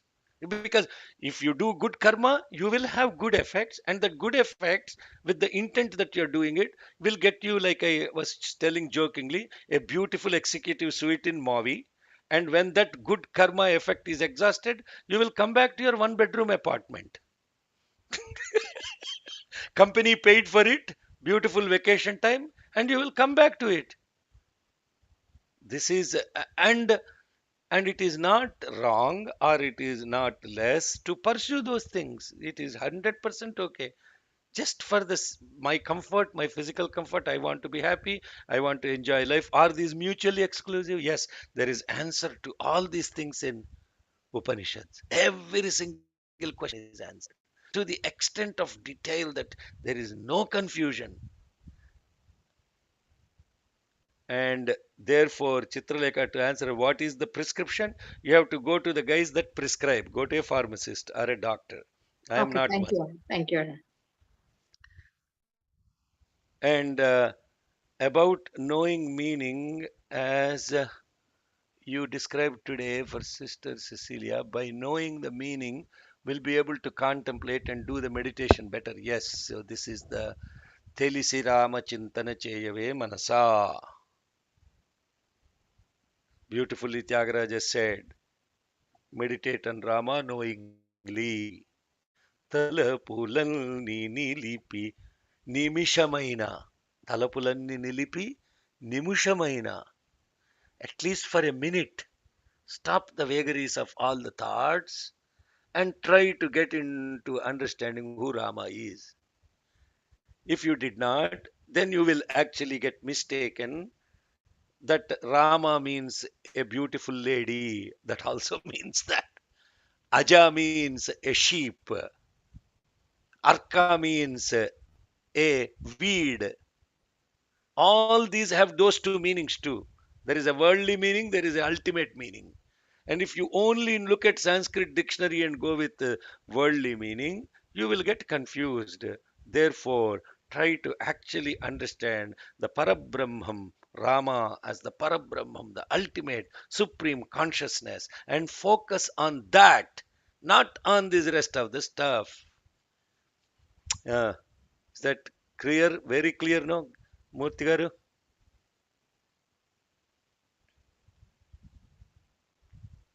So how does this meaning? It's not that knowing, see what it will do and what it has done to this body is that the you don't get satisfied with that worldly meaning.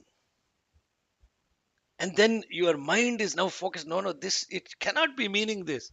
If it is meaning this, it only applies to this particular class of people called Hindus, this particular class of people called Brahmins, this particular, then if the purpose of this mantra is to love all and serve all, this mind has to be propelled by how is this related to love? How is this related to service? The only path is love all, serve all, nothing more than that. And when with that intent now you start knowing the meaning, the what we call as the life practical application of even Sri Rudram is so profound that you do not now require the medication anymore, because your blood pressure is cured automatically. And then you get to know what is causing your blood pressure. Then there is no dependence on the medication. Otherwise, there is a dependence on the medication. Once blood pressure, doctor will ask you to take all the time and monitor it, etc. And therefore, if you actually understand yourself, then you will be able to study. Oh, my blood pressure is related to salt intake. My blood pressure is related to stress. My blood pressure is related to fear. My blood pressure is related to anxiety. My blood pressure is related to depression, some other mental condition. What is causing it? What is the root of it? Then you are no longer dependent on the medication. Then what does this hymn serve you? This will take you to the root of understanding your own self. Sri Vidya, now you get the point of that? Yeah, otherwise what it will do is it will have an effect, but you become dependent on the medication. If you don't do it, blood pressure will raise again. Yeah, if you don't control it, diabetes will raise again. Amma Gayatri, you are a doctor and you are watching me. The uncle is berating on doctors. Yes. Okay. Yes, very good. Very good satsang. Thank you about that. As long as you chant for world peace, it is good. Is that a question or answer, Amma? Manisha? You put a question mark. Yeah, I just it's a question that if it is we just pray Rudram Vishwasanti Arthe and Viniyoga, so all the time you chant and you just say Vishwasanti Arthe, so you that's the only thing you want, then that should be fine if you don't know the meaning of it. Yeah. Yes. No, that doesn't mean that you don't you don't put an effort not to know the meaning. So these are trap questions. You know, sometimes if you say yes, they'll take it as okay, great. Now I don't need to worry about knowing the meaning. Let me simply chant. Because why? I'm saying it is for world peace. Therefore, I don't need to the morning. No, no. So the answer is the yes will be taken in a wrong way. If I say no, then it leads to what? Giving up. Oh, then it is not for me. No, let me go to another guru who will actually teach me how to chant and I'm happy. Yes, the yes and no answers, consequences of unintended consequences of yes and no answers. So, as long as you're asking that question with a genuine intent to actually put an effort to know it, answer is yes. Otherwise, it is no. Because how can you actually intend to get world peace if you do not understand what is the intent of it? You understand the logic what I am saying, say? If you are saying, if you are chanting mantra and you say it is for world peace, huh? Therefore I don't have to know the meaning. Okay. Yes, if your true intent is 100% love and it is love only and nothing but that and service. But do you actually, if you actually mean it, then you need to know how you are going to give that world peace. No? Yes? You Yeah, understand, Manisha? yeah. I understand. I mean, like overall, you know that you want to see Swami in everything. That's the, Can I see your face, ma? Because I don't yeah, like sure, talking to sure. black One sec. boxes. Yeah. Sairam, thank you for your Yeah. kindness. Yes. So the overall, you know that the Rudram, according to me, is to see Swami in everything, and that's uh, the main How thing you want to how do do. you see Swami in everything through Rudram? How? How do I see it? Yeah, Just yeah, that's the question.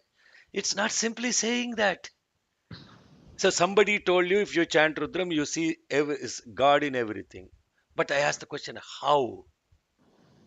I mean, I first time when Rudram got to me somehow, and I have gone through the meaning, and I see everything is Rudra. So um, that I knew by reading the meaning, but when you actually chant, you don't remember that this line means this and this Yeah. line means this. So, but you Yes. chant every day, because I was taking part in Atirudra Yes. Mahayagna. I have been chanting, and when I came back again. I got a dream and said, okay, I'm supposed to continue doing the same thing. And I'm chanting, but I don't know the meaning of all the lines. Yes. But I'm just chanting, and I'm always making sure that I say it's for Vishwa, it's for world peace. So Yes. No, if I'm what not chanting, what you're sharing is 100% true.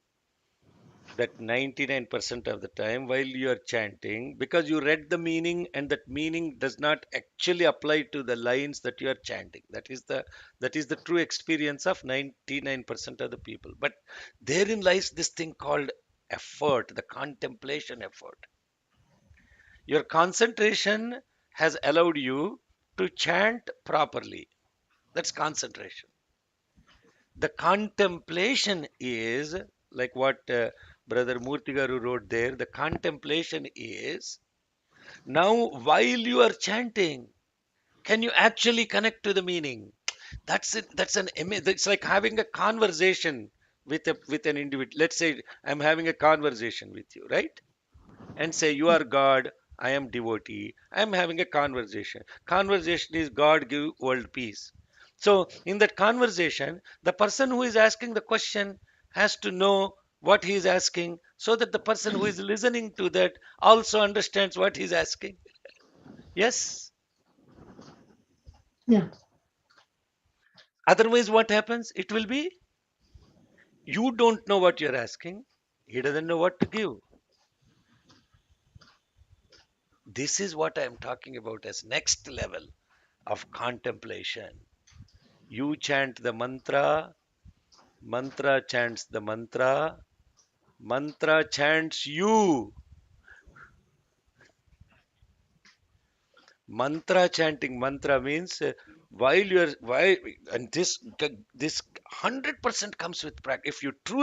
If I truly have to chant Rudram for world peace, and this is offering to Bhagavan, then whether I need to actually understand Understand. The word understand means I should be below that to be able to relate to that. And how do I relate to that? And that's the next level of tapas. It is not ordinary. That's why this Rudram chanting or Devi Mahatyam chanting is not a one-time phenomenon. It's happening daily. At some point, the mind has to ask the question, what is it? I mean, come on, can I have this as a conversation with God? Om Namo Bhagavate Rudraya. Namaste Rudra Manyava Uta Ishave Namaha. Namaste Astu Dhanvane Bahubhyam Utate Namaha. Now, when you are doing this conversation in the mind, no Bahya chanting, it is inside happening you. Then you are saying, O Rudra, you are expressing through me as the source of my wisdom, as the source of my thought, as the source of my mind, as the source of my shoulders, as in action, and I salute to you. Why I need to salute to you? So that there is purity of my thought, purity of my word, purity of my action. Sivena vachasa tva girisacha vadamasi yathanaha sarvamid jagadayashvangam sumanasatu. Make my word pure so that I don't hurt anyone with my word, and therefore by not hurting anyone, I am expressing my love. Now you see, it's conversation. Then that is contemplation, conversation with God within you. Then meditation. There is absolute 100% silence in which you will actually remain still, and this entire Rudram is chanting you. How do you know that? And this is true. You wake up in the middle of the night chanting some Anuvakam. It's automatically expressing through you. This is what now this is real tapas. It doesn't happen. So that's the reason why I was very careful in answering your question. As long as I chant it for world peace, it's good. No, I don't need to know the meaning.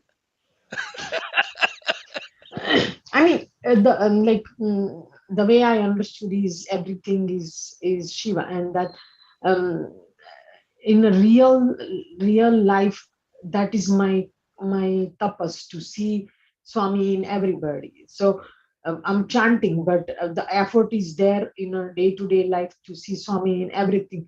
So that is practical of it, and this one is I find sometimes mechanical thing, but as I You say, like, find because sometimes, sorry, I didn't connect the word. sometimes I find like I'm doing mechanical when I'm chanting, Oh, yeah, yeah, yeah, yeah, yeah.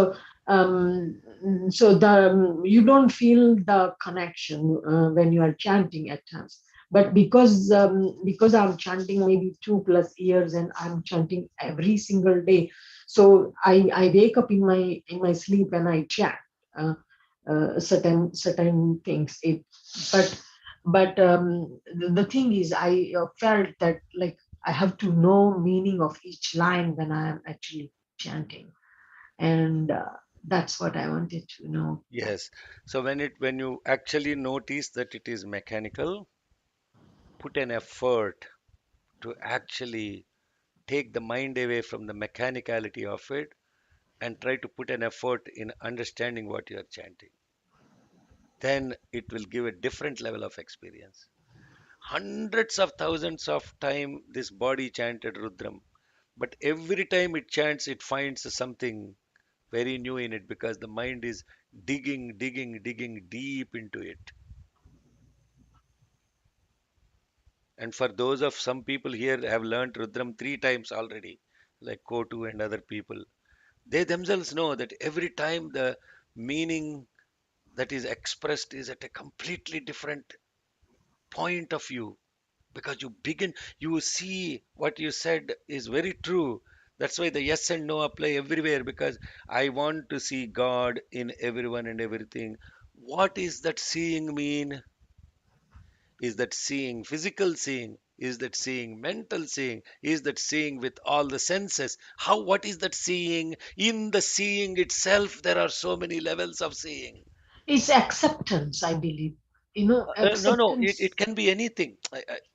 It's not one thing. Definitely, it is not only one thing. It is definitely not. We can get into that. I mean, this is what is called drushya viveka, the seer and the seeing relationship. What are you seeing? With what instrument you are seeing? And how these scriptures help? How these scriptures help is, if you actually go into contemplation of these scriptures, then you will not escape that seeing. You will not escape that seeing, because that seeing brings the seeing into awareness, not as a concept, but as a percept. Shiva is in everything is a concept. Seeing Shiva in everything is percept. And what does that percept mean? You have to bring into perception, not concept. So we are bombarded with concepts. And the concepts that are told, everything is God, so be kind to everyone. These are concepts, no? No, the ultimate saying is you and that is one. Tattvamasi. How do you know that you and that what you are saying is one? How do you percept that? And this is the actual study. That's why this group is called Veda Study. Veda Study. This is study, Adhyayana.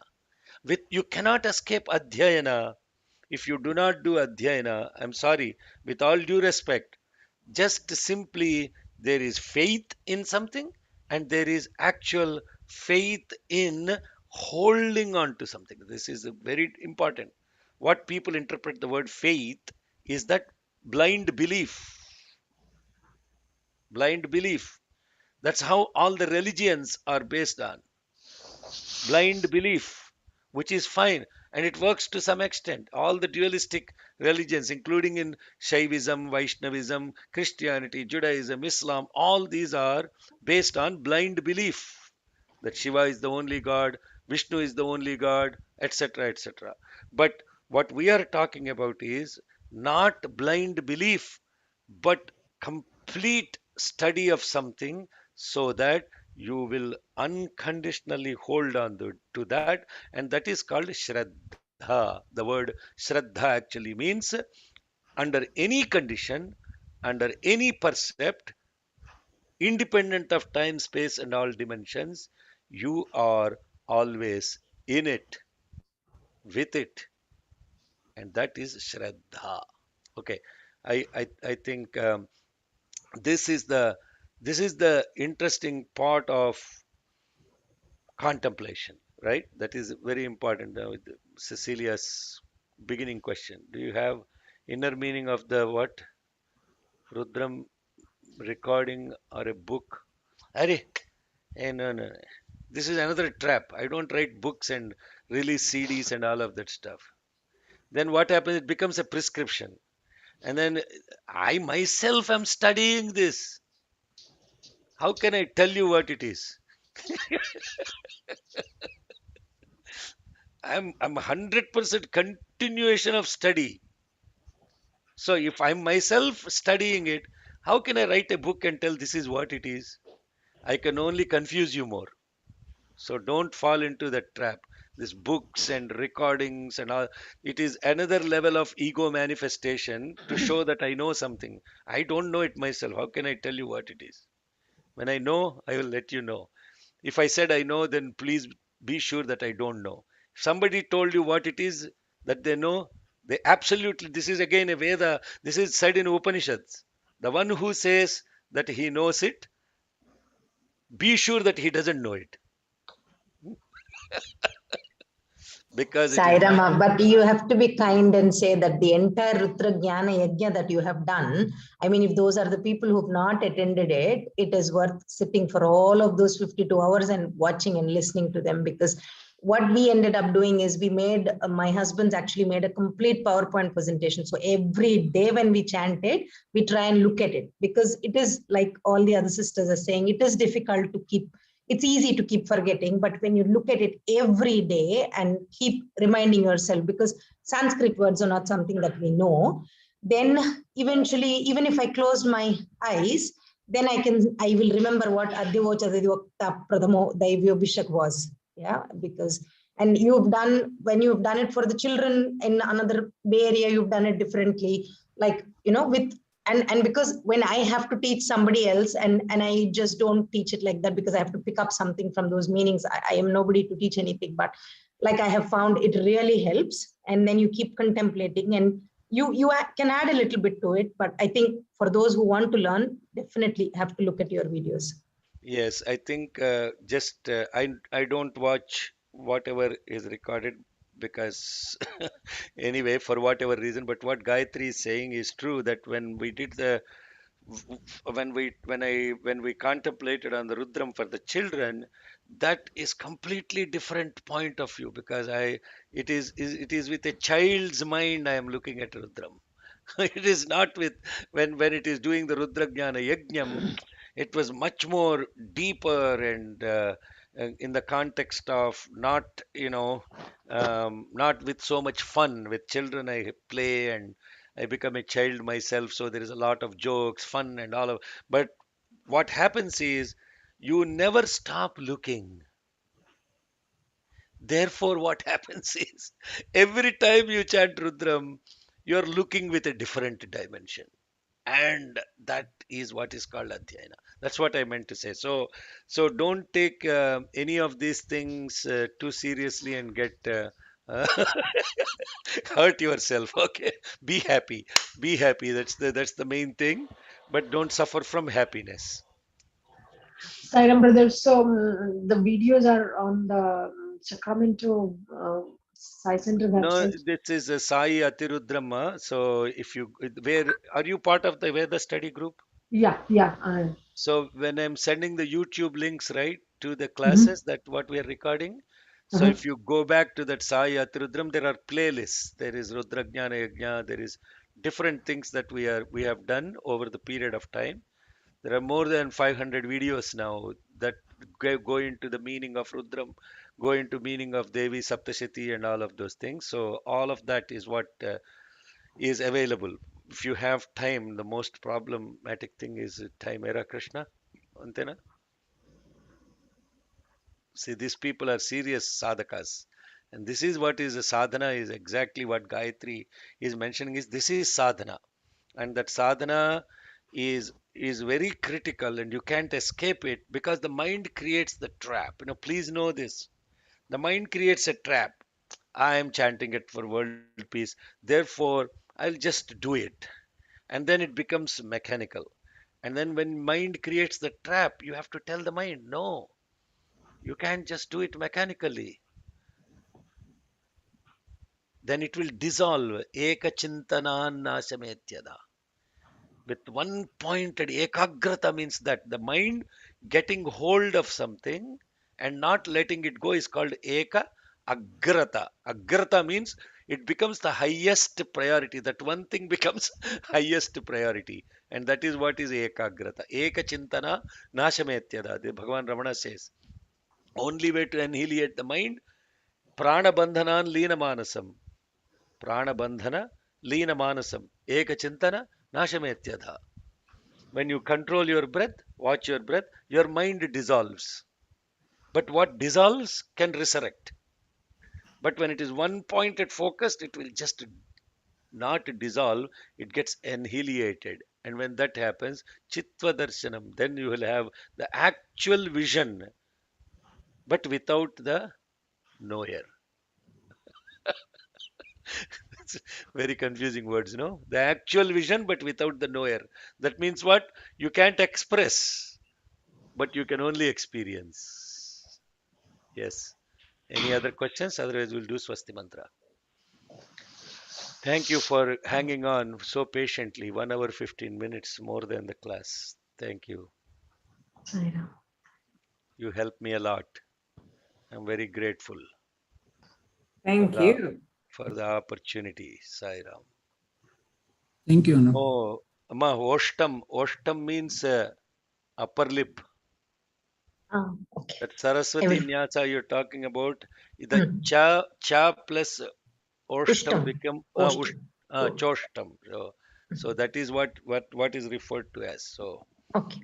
I will tell. Okay. Thank you, sir. Saraswati Nyasam. Yes. Okay. Om Swasti Prajabhyah Paripalayantam Nyayena Margena Mahim Mahishah Go Brahmanebhyah Shubhamastu Nityam Samastalokaah Sukhino Bhavantu Samastalokaah Sukhino Bhavantu समस्तलोकाः सुखिनो भवन्तु ॐ शान्ति शान्ति शान्तिः जय बोलो भगवान श्री सत्य साई बाबा जी की जय